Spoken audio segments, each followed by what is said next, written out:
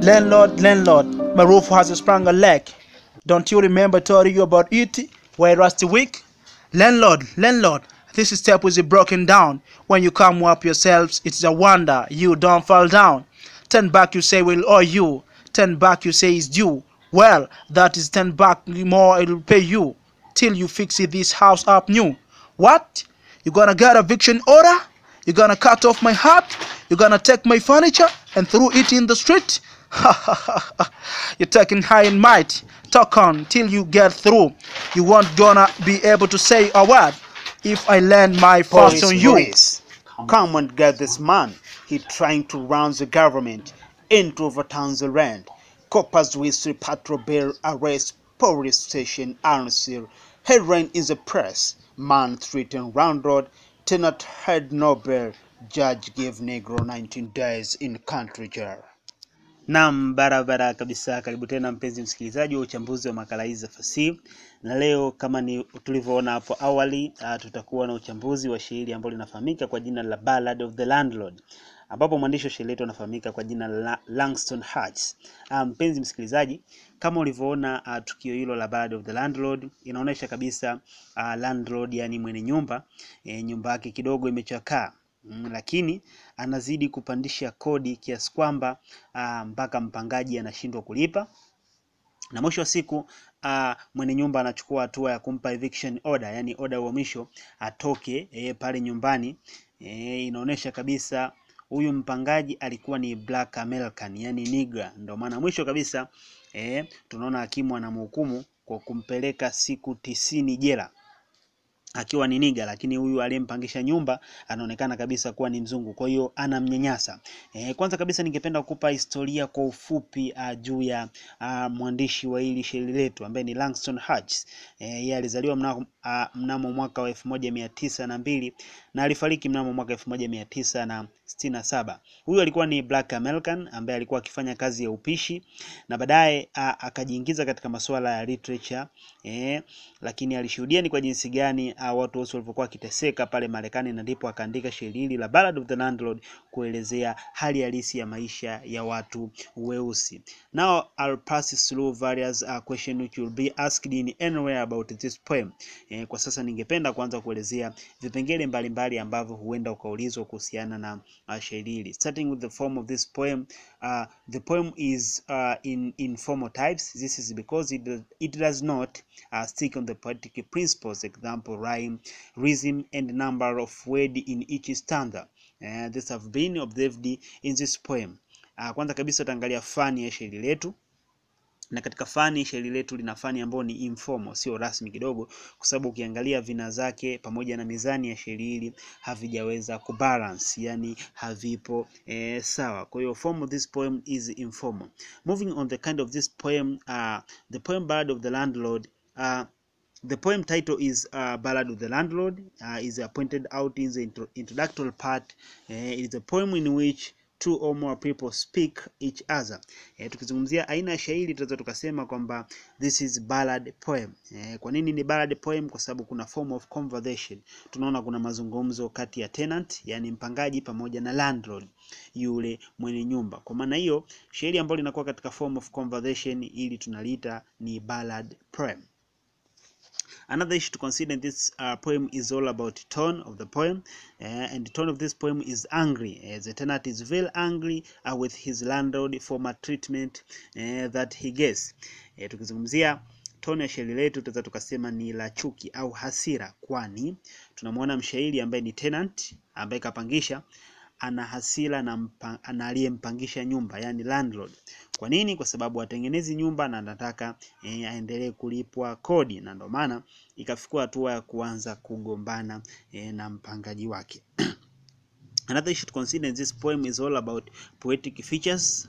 Is where we have rhymes, they are not balanced, and also we have rhythm, also is not balanced, and also the poet employed the use of alteration. This refers to the use of some consonant sound in the consecutive words within a verse. It can be seen in the first stanza where the persona use words such as landlord, landlord. Kwa zile sauti elo zilikuwa zinarudiwa, kwa ile tunaita ni alteration.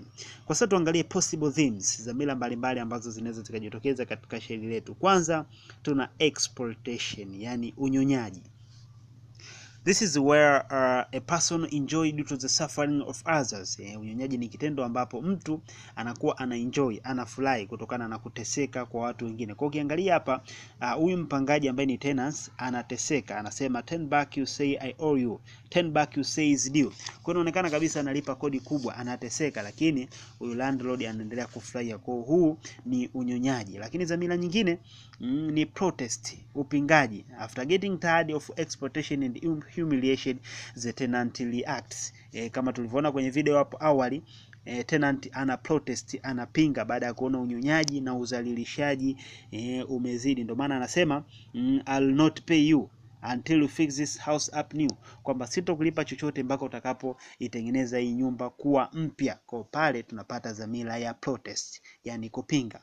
Mpenzi msikilizaji, dhamira nyingine ambayo ipo katika shairi letu ni swala zima la injustice, yani kutokuwepo kwa haki. The person or tenant in our society, there is no justice because the ordinary or lower class people have no right to speak in front of the upper class. This is proved by what follows when the tenant claim for his right. He phrase is injustice. This further prove that even judicial is controlled by the upper class people. Dhamira nyingine mpenzi msikilizaji ni kutokuwepo kwa haki, kwani inaonesha kabisa kitendo cha tenant kuzungumzia haki zake, kwamba ananyanyaswa, analipishwa kodi kubwa, kugoma, kikapelekea yeye kupelekwa mahakamani. Lakini pia hata mahakamani tulifikiri atapata haki, lakini tunashangaa anapigwa mvua 90 jela. Another theme is all about the existence of classes, where we see upper class which is presented by landlord, as well as lower class which is presented by the tenant. Matabaka tunaona kupitia uwepo wa landlord ambaye anawakilisha tabaka tawala na tenant anawakilisha tabaka tawalia. Kwa kutokana na uwepo wa matabaka haya ndio maana tunapata issue za unyonyaji. Another issue is interference of freedom of judicial and the press, or is what we call corruption. Dhamira nyingine ni kuingiliwa kwa uhuru wa mahakama au uwepo wa rushwa, kwamba tunaona the way landlord anavomtreat tenant, lakini mwisho wa siku tunaona mahakama ilibidi itende haki, imtetee landlord, lakini mahakama tunashangaa ina favor upper class, tabaka la juu, na yule tenant hana haki, anaishiwa kufungwa bila kuwekewa dhamana yoyote. So this poem remain very relevant in our Tanzania society because all issues raised in this poem are direct or indirect applicable to Tanzania life. We have been witnessing owners maltreat their tenants here and there. There are several cases which has been reported in the government that people has been oppressed or humiliated in their homes areas due to the oppression done by their landlord. Kwa shairi hili tabaki kuwa na uhalisia katika jamii zetu, kwani hata katika Tanzania tunaona the way ambapo watu mara nyingi wanapeleka kesi kwamba wamenyanyaswa na wenye nyumba wao. Now come to language use in this poem. Sasa tuangalie matumizi ya lugha katika hili shairi. The poet has used a non-standard English, but rather a non-standard American is used. The words such as backs, gonna, anti, sprang, ni maneno ambayo yanaonesha ni nani standard English ambayo sio rasmi, ni English ambayo inatumika na watu wa Marekani, wa Kimarekani. Nadhani ukipitia katika shairi hili utaweza ukaona. Lakini pia mwandishi ameweza kutumia poetic license. Kwa mfano ile statement anasema this steps is broken down. Utaona the way ambapo ameviolate grammatical rules, lakini kwa washairi wanaruhusiwa kupitia poetic license. Another technique employed is all about symbolism.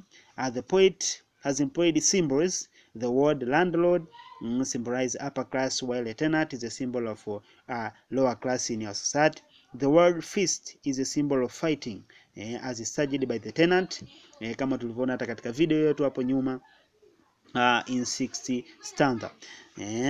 And also another thing to consider in this poem is all about the use of repetition. Mwandishi pia ametumia matumizi ya repetition, yani kurudia rudia. Mfano neno landlord limetumika kama repetition. and there is a clear punctuation mark in this poem. So we can say that the poet has succeeded to express the problems of the society for which he intended to write. So he calls for revolution. That is why he used tenant as initiating moment for the struggle against the evils. Naam, mpenzi msikilizaji, drama hiyo uliyoiona hapo nyuma imeandaliwa na Mohamed Saidi Kahana pamoja na teacher Hassan Elimunje kwa lengo la kurahisisha swala zima la usomaji. Yeye anapatikana YouTube kwa jina la Mudizi wa Milazo, au Facebook utaweza ukamsearch kwa jina la Mudizi wa Milazo, lakini pia mimi mwenyewe unanipata hapa katika channel yako pendwa ya UGA wa Elimu TV. Naitwa teacher Hassan Elimunje, napatikana kwa namba za simu za 06225 48220. Usisahau kusubscribe, kulike na kucomment katika YouTube channel yangu ili tuendelee kuwa pamoja na ili tuendelee kukusogezea video mbalimbali ambazo wewe mpenzi msikilizaji zitakuwa zina manufaa kwako katika taaluma yako. Nikipenda kusema asante sana kwa kunisikiliza, nikutakie siku njema.